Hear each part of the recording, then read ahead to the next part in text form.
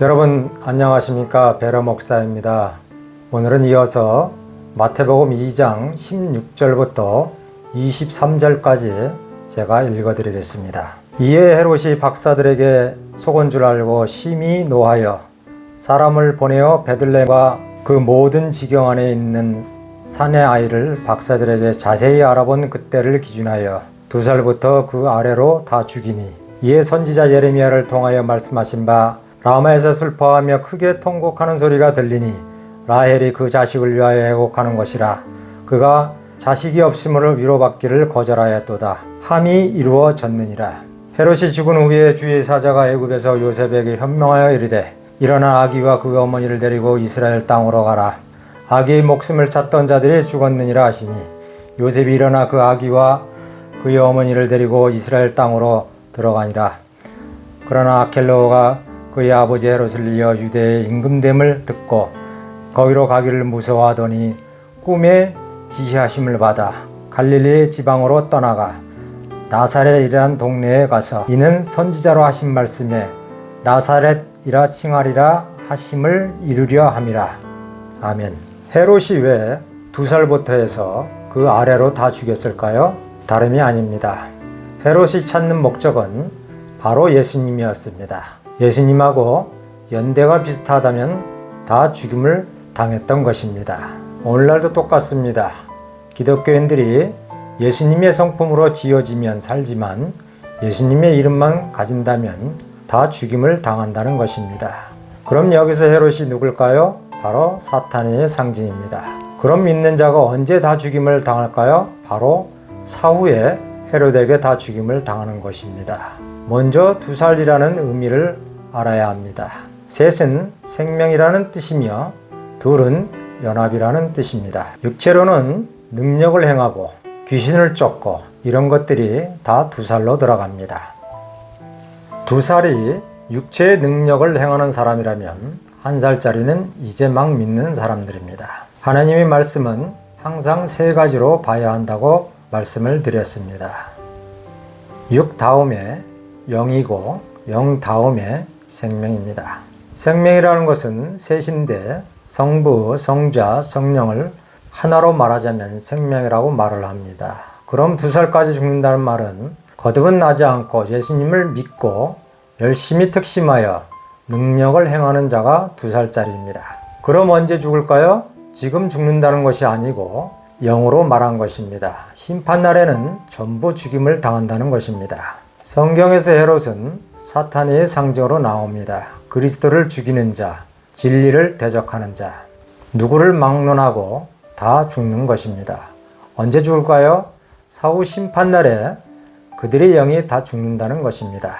예수님의 이름도 있고 능력도 있고 예수님의 말씀을 전했습니다. 그런 2살짜리입니다. 1살짜리는 예수님만 믿고 그냥 교회당 다니는 평신도들을 말하는 것입니다. 1살 미만이니까 2살만 죽는 것이 아니라 1살짜리도 죽는 것입니다. 마태복음 7장 22절에 예수님이 이런 말씀을 하셨습니다. 주여, 우리가 주의 이름으로 선지자 노릇을 하며 주의 이름으로 귀신을 쫓아내며 주의 이름으로 많은 권능을 행하지 아니하였나이까? 라고 하였습니다. 이것이 2살짜리입니다. 숫자가 아니라 의미적인 말입니다. 근데 예수님이 뭐라 했습니까? 23절에 보니까 이 불법을 행하는 자들아 내게서 떠나가라 하지 않았습니까? 유대인이라는 것이 그때 유대인은 예수님을 대적했지만 오늘날 자칭 유대인은 성령을 대적하고 있는 것입니다. 다시 말해서 말씀을 대적합니다. 신약 가지고도 믿고 구약 가지고도 믿습니다. 예수님도 믿고 구약의 여호와도 믿습니다. 근데 사도 바울은 갈라디아서 5장 3절에 보니까 이런 말씀을 하셨습니다. 할례 하나를 행하면 율법 전체를 행할 의미가 있고 율법으로 의롭다움을 받는 너희는 그리스도에게 끊어지고 떨어진다고 하였음에도 불구하고 11조 헌금 교회에서 이것을 가르치고 행하라고 합니다. 이것은 진리를 정면 대적하는 행위며 성령을 모독하는 행위입니다. 율법은 하나라도 행하면 안 되는 것입니다. 오늘날도 교회에서 진리를 말하고 바른 말을 하면 그 사람을 싫어합니다. 헤롯이 마치 예수님을 찾아 죽이려듯이 핍박을 합니다. 헤롯은 유대인을 대신하여 예수님을 죽이려 했고, 유대인은 예수님을 죽이려 했고, 또한 오늘날은 유대인이 지키던 율법을 지키지 말라고 하면 또한 죽이려 합니다. 오늘날도 중세 시대처럼 죽이는 권세가 있다면 진리를 말하는 사람들을 무지하게 죽였을 것입니다. 천주교가 중세 때 수많은 사람들을 죽이지 않았습니까? 23절에 보니까 나사렛이란 동네에 가서 사시니 이는 선지자로 하신 말씀에 나사렛 사람이라 칭하리라 하심을 이루려 함이라 라고 하였습니다. 여기서 나사렛이란 말이 나옵니다. 나사렛이라는 것은 여기서 살아서가 아니라 천한 사람으로 인정이 된다는 뜻을 가지고 있습니다.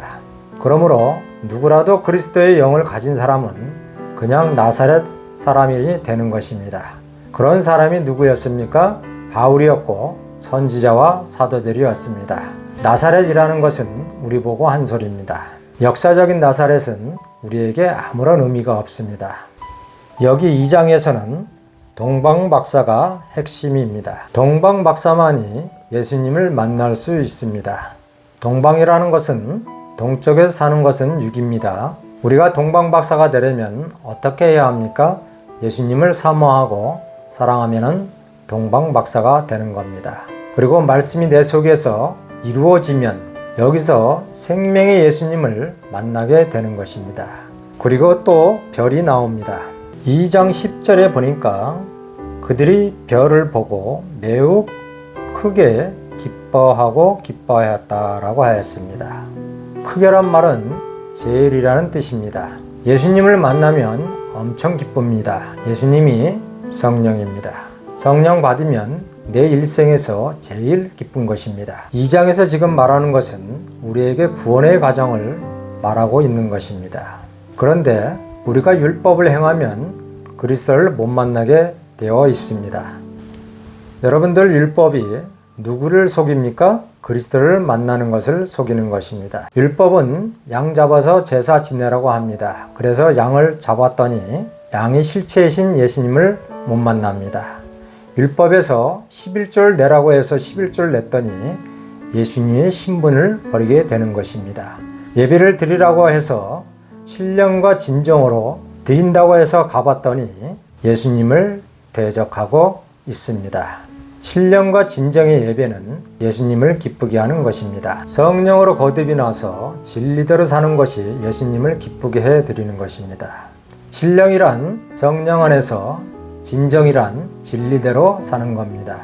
이것이 진정한 예배입니다. 바울 사도는 그것을 로마서 12장 1절에 산 제사라고 말을 합니다. 모세는 예수님이 오시기 전까지만 양을 잡으라 하고, 이사야는 1장에서 예수님이 오신 후에는 양을 잡지 말라고 하였고, 이사야가 말한 것은 예수님 이후를 말한 것이고, 모세가 말한 것은 예수님 이전을 말한 것입니다. 예수님 이전에는 양을 잡아야 하고, 예수님이 오신 후에는 양 잡는 것을 버려야 합니다. 왜 똑같은 성경에서 이사야는 양을 잡지 말라고 하였습니까? 이사야가 말한 것은 예언이기 때문에 예수님 이후에는 양을 잡지 말라는 것입니다. 근데 모세는 왜 양을 잡으라고 했을까요? 예수님이 오시기 이전이기 때문입니다. 양은 예수님이 그림자입니다. 지금도 유대인은 항상 예수님 이전입니다. 오늘날도 교회는 항상 예수님 이전입니다. 버려야 할 것을 안 버립니다. 사도 바울은 골로새서 2장 18절에 너희는 천사들을 섬김으로 상을 뺏기지 말라고 하였습니다. 여호와를 믿는 것은 천사를 믿는 것입니다. 바울도 스데반도 율법은 천사가 전해졌다고 말을 하고 있습니다. 여기서 중요한 것이 있습니다. 왜 여호와를 하나님이라고 했을까요? 하나님의 일을 대행해서 그렇습니다. 성경에는 하나님의 칭호가 많이 있지만 그렇다고 해서 하나님의 종류가 많은 것은 아닙니다. 오늘날에 와서는 승천하셔서 하나님 우편에 계신 예수님이 곧 하나님이시며 지금 우리에게 함께 하시는 생명의 성령이십니다. 그 외에는 다 그림자이고 옆에인 것입니다. 오늘은 여기까지 하겠습니다. 다음 시간에 이어서 하도록 하겠습니다. 감사합니다.